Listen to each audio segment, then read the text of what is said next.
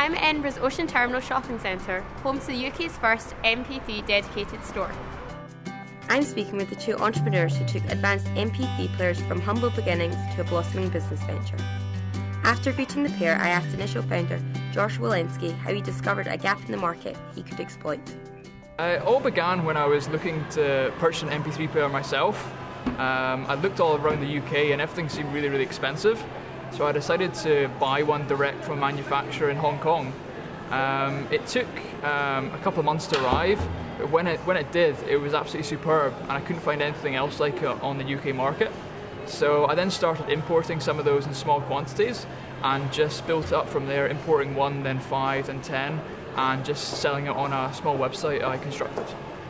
I actually had very little startup costs. I started initially by selling a lot of old kind of junk and products, as well as a couple of kind of old cassette players and stuff like that I had on eBay.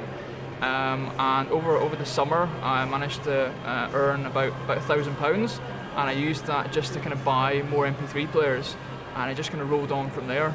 Just kept on buying more and more as I could afford them.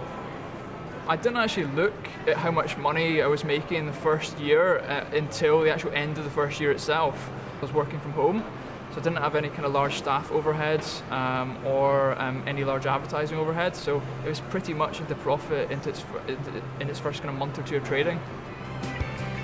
But Josh found the workload too much to bear on his own and drafted in his cousin Andy to help him share the load. I worked in Montreal for 5 years. I was a product manager for electronic components distributor, the third biggest company in the world. So pretty much a lot of what I was doing is similar to what I do now, just I was playing with someone else's millions. So good way to learn. We have the one in Ocean Terminal, and we open our new one in Buchanan Galleries next week. There's a footfall difference really. Ocean Terminal did about 120,000 people a week. Buchanan Galleries is 420,000. So really what we did with Ocean Terminal was to kind of trial the concept. And it's worked pretty well, so it's really this will be the first time I've had a shot at kind of really launching it to mass market. You need to have a pretty good grasp on what your costs are. I think the other thing to try and keep an eye on is try to make sure you're not discouraged, because a lot of people think about it far too seriously. Think about what could go wrong. At the end of the day, you've got to have an idea of what you're likely to lose. But it's like anything, once you have an idea of actually what the worst case scenario is, anything you achieve above that is actually a positive goal. Try and get as much free publicity as possible, whether that's kind of customer reviews or magazine reviews or sending out samples for people to look at. The vast majority of advertising, especially paid for advertising, apart from possibly cost per click based advertising, doesn't really generate that much return in investment in my opinion. So just try and concentrate as much free publicity as you can get. A lot of people have brilliant ideas that never see the light of day. The difference between a lot of success and not success is actually having the commitment to go ahead and do something with it.